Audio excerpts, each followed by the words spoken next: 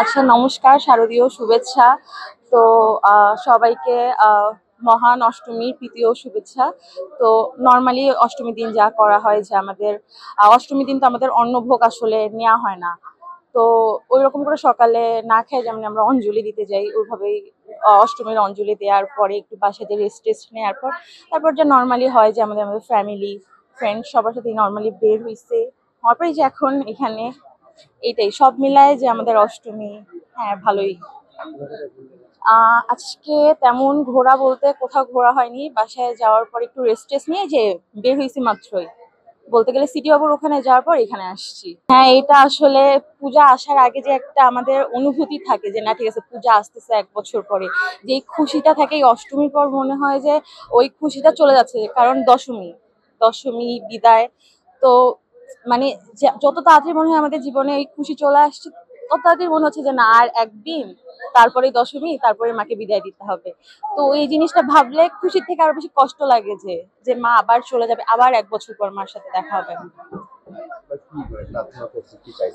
আহ এইবার যেন আমি ভালো করে গ্রাজুয়েশন কমপ্লিট করতে পারি, আপাতত এইটাই প্রার্থনা করতেছি। তো এইটাই যে আমার যেন লাইফে আর কি সাকসেসটা আসে। আমার প্রতিবারই কিন্তু পূজার জিনিসটা কি জানেন, যে ছোটবেলায় আমাদের পূজার যে আমেজটা ছিল, তো আমাদের বড় হওয়ার পর পূজার ওই আমেজটা এখন আর নাই। আগে যেমন মনে হইতো যে নতুন জামা পরলে নতুন জামার গন্ধে একটা মনে হইতো যে না ঠিক আছে পূজা চলে আসছে। তো এখন ওই নতুন জামার আর গন্ধটা কিছু মনে হয় না, মানে এত জীবন আমাদের মানে যান্ত্রিক, হ্যাঁ এত জীবন আমাদের যান্ত্রিক হয়ে গেছে। তো এখন জাস্ট হয় যে ঠিক আছে ফ্যামিলিদের সাথে টাইম স্পেন্ড করব, এইটাই সবকিছু মনে হয়, আর কিছু মনে হয় না। মানে ছোটবেলার মধ্যে যে ছিল না ঠিক আছে সকালে উঠবো, অঞ্জলি দিতে যাব, তারপর রেডি হয়ে যাইতে হবে, প্যান্ডেলে বসতে হবে, কে কে আসতেছে দেখতে হবে, ওই মানে ছোটবেলার ওই জিনিসটা আর নাই।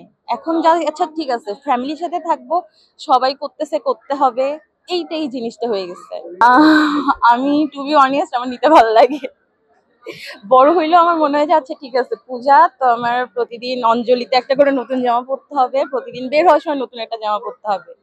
মানে ছোটবেলা থেকে হয় না একটা হয়ে গেছে, একটা আমাদের মেন্টালিটি ভাবে সেট হয়ে গেছে, ঠিক আছে নতুন জামা না পরলে পূজা হবে না। তো বড় হইলেও মনে হয় যে না ঠিক আছে আমার নতুন জিনিসটাই লাগবে আগে। আহ এই পূজা আসলে এখন বড় হওয়ার পর জিনিসটা কি হয়ে গেছে জানেন, যে যতটা পারি কমই নি। তো জামা বলতে খুব বেশি জামা নেওয়া হয়নি, বাট হ্যাঁ আমি 2টা শাড়ি নিছি। প্রতিবার এখন বড় হওয়ার পর শাড়িটা আমি প্রেফার করি যে আমি দশমীতে আর অষ্টমীর অঞ্জলিতে শাড়িটা পরবো।